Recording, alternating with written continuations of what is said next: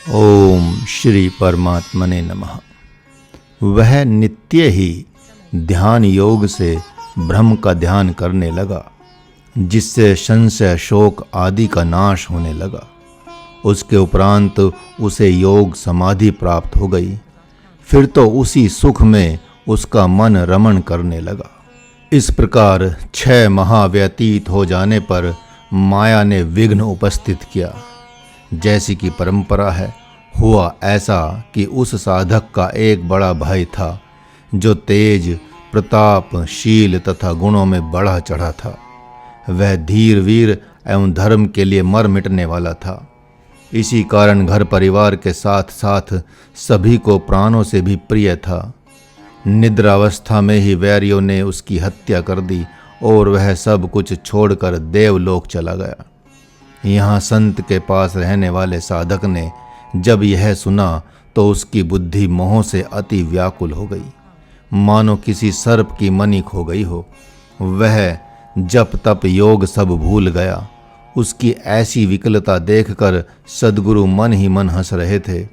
उन्होंने पूछा, अरे ऐसी क्या बात हो गई कि उदास रहते हो?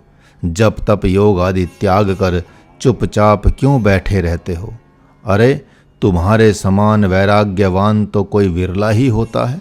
फिर किस कारण से यह माया प्रकट हो गई है? शिष्य ने मुरझाए हुए मन से बताया, गुरुदेव, मेरे बड़े भाई मार डाले गए हैं। घर में मेरा मन मात्र उन्हीं से लगा था। किसी अन्य के प्रति अंश मात्र भी आसक्त नहीं था। मैंने माता पिता, स्त्री, पुत्र को कभी महत्व नहीं दिया। हृदय में केवल उन्हें ही विशेष महत्व देता रहा। उनका भी मुझ पर बड़ा विश्वास था। यही स्मरण कर मन उदास हो गया है। हे प्रभु, वे कहाँ गए हैं? इस समय क्या कर रहे हैं? यह सब मुझे आप दिखा दें। महर्षि व्यास के समान आप उन्हें मेरे सामने लाकर मेरे संताप को दूर करें। उन्होंने महाभारत के युद्ध में मृत कुरुवंश की आत्माओं को पुनः दिखाकर सबका शोक संताप दूर कर दिया था। तब गुरुदेव ने उस भक्त से कहा कि क्या तुम अपने आप को जान गए हो, जो अब भाई को जानने की इच्छा कर रहे हो? हे प्रिय, अपने प्रथम मिलन की बातें याद करो कि तुमने रास्ते में आते हुए मुझसे क्या क्या कहा था। अरे आज वह वैराग्य कहाँ चला गया? यह महामोह किस कारण से प्रकट हो गया? उस समय तो तुमने यह नहीं कहा था कि मेरा बड़ा भाई ही मुझे प्राणों से प्रिय है। जब तेरी ऐसी बुद्धि थी तो ब्रह्म, माया एवं स्वयं को जानने की प्रतिज्ञा क्यों की थी? तुम जप तप योग की भूमि में आए हो।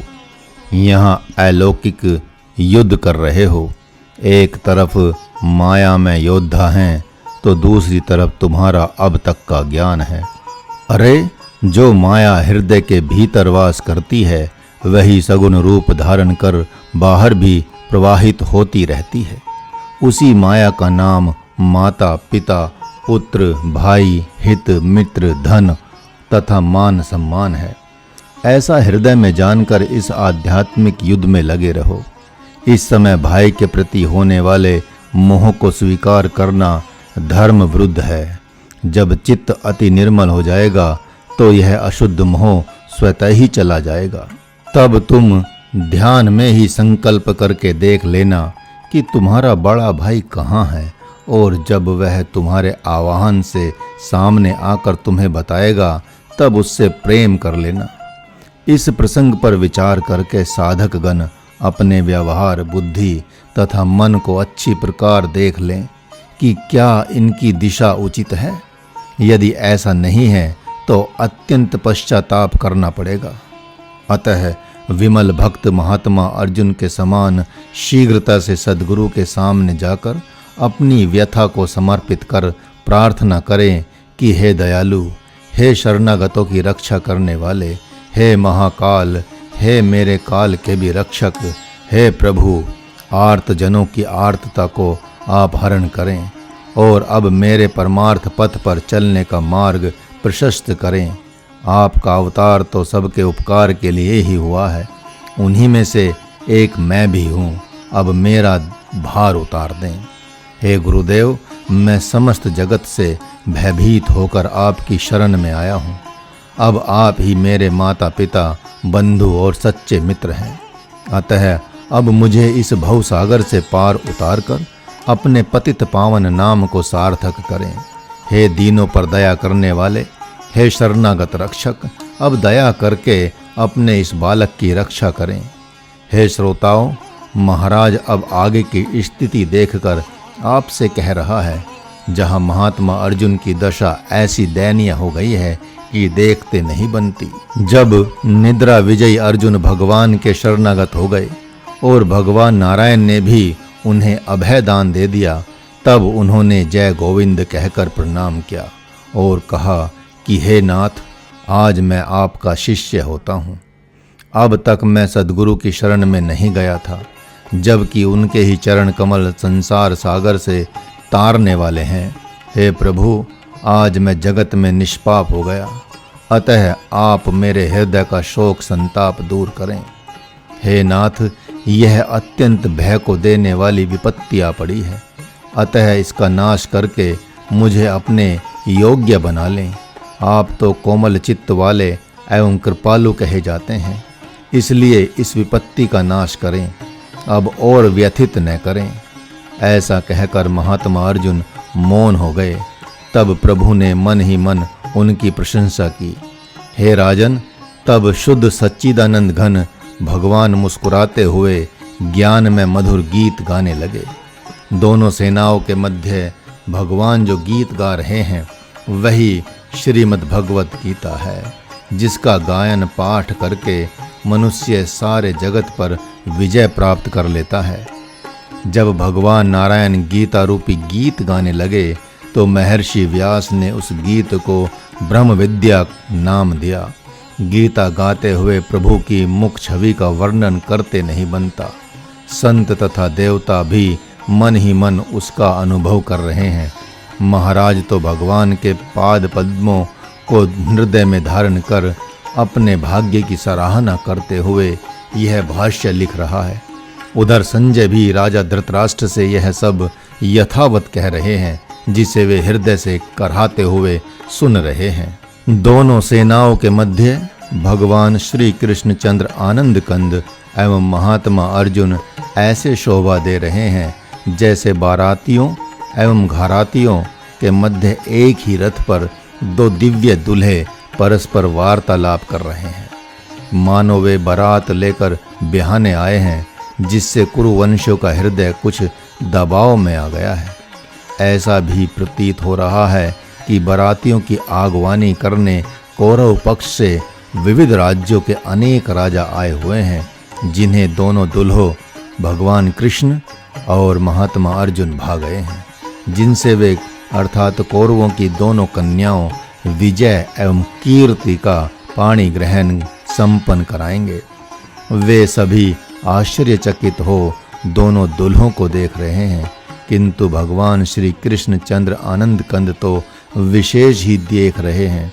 देखते देखते उनकी सुध बुध जाती रही और वे अपने आप को ही भूल गए हैं। वहाँ ऐसी छवि बनी हुई है जिसका वर्णन कौन कवि कर सकता है। जहाँ भगवान शिव की बारात को देखकर हिमवान के पक्ष से आगवानी करने वाले भाग खड़े हुए, वहीं भगवान श्री कृष्ण चंद्र आनंद कंद एवं महात्मा अर्जुन की बारात को देखकर आगवानी करने वाले सारे के सारे घराती सम शांत दृष्टा होकर खड़े हैं। ऐसा लग रहा है कि सभी घराती बारात की आगवानी करने आए हुए हैं, किंतु जब दोनों दूल्हे आगे बढ़े तब तो दोनों पक्ष हर्षित होकर आगे बढ़े और बारंबार धनुष बाण लहराते हुए गले मिले। यह स्पष्ट दिखाई दे रहा है कि यह बारात मात्र 1-2 दिन ही ठहरने वाली नहीं है, अपितु यह बारात 15-20 दिन रहकर जनवास मनाएगी। भगवान श्री कृष्णचंद्र आनंद कंद तथा महात्मा अर्जुन वधुओं का पाणी ग्रहण करके जब अपने नगर में ले जाएंगे तो माता कुंती गौ माता के समान वात्सल्य से प्रेमातुर हो दौड़कर उन्हें चूमने चाटने लगेंगी। उस समय भगवान श्री कृष्ण और अर्जुन बड़े आदर मान से कहेंगे कि माँ, तुम्हारे लिए हम 2 दिव्य वधुओं को लाए हैं, जिन्हें स्वीकार करो।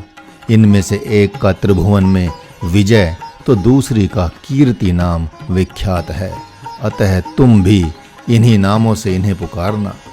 तब माँ कुंती इस बार सावधान होकर कहेंगी कि बेटे, तुम इन्हें भगवान श्री कृष्ण चंद्र आनंद कंद को समर्पित कर दो, और जब ये तुम लोगों को दें तब परस्पर वितरित कर इनका उपभोग करो।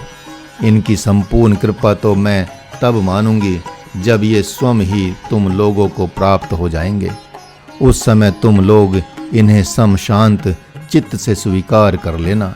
हे बुद्धिमान सज्जनों, भगवान यहाँ ब्रह्म विद्या रूपी गाय बनकर प्रकट हो गए हैं। अब आगे का प्रसंग देखें कि वह गाय पार्थ के हित के लिए क्या कर रही है। हरि ओम।